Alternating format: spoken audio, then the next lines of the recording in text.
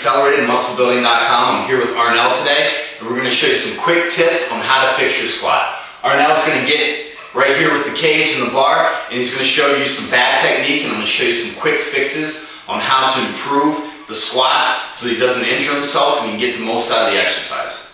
So Arnell, go ahead and get in the rack here. Arnell's going to step back. I'll go ahead and show you. Okay, go from the side. Right here. Alright, I'll do it the wrong way. Okay, his feet and his knees are coming forward. Okay, you hear stuff cracking, that's not good. So what is this telling me? It's telling me two things. Arnell's got really tight ankles, okay, and he's not sitting back on the squat. So his first movement that he wants to do is actually arch. Okay, he's going to arch a little bit and drop his hips back a little bit and drop straight down. Good. Now, as he comes down, he also wants to make sure his knees are tracking over his toes. If his heels start coming up, he can move his stance out a little bit.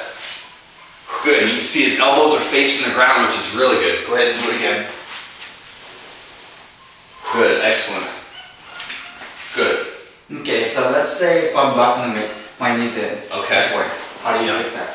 So, a lot of the times it might not be a strength issue when his knees are buckling in. It could just be a technique issue. So what you want to make sure when he's sitting back, before he drops in the hole, he pushes his knees out. So the first thing he does is always arch, get a big breath of air to set his core, drops his hips back, and he drives his knees out as he sits down. Good, excellent.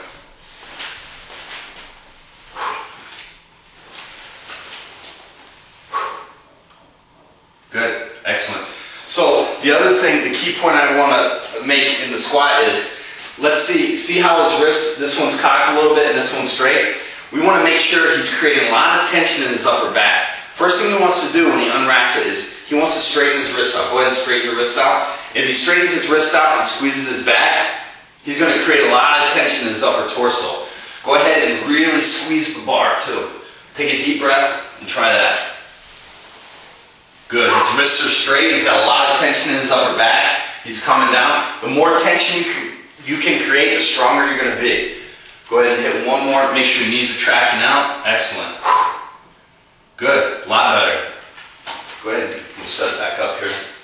I want to show you a technique from the back here. Go ahead and stay right there.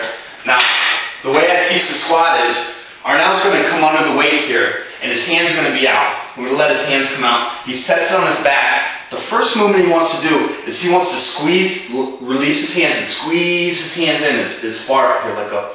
He's going to squeeze them in tight as he can. Because the further we pour our hands in, we create tension in that back. And if we create tension in the back, his torso is going to remain upright when he's in the hole and he's squatting. Because the first thing, let's go ahead and back this out.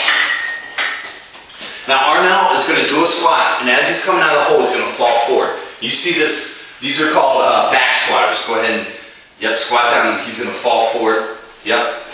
See how he's falling forward in the hole? Sometimes the weight's too much, sometimes it's just a technique issue. So the first thing he wants to do is create massive amounts of tension in his back and keeps his elbows facing down toward the ground.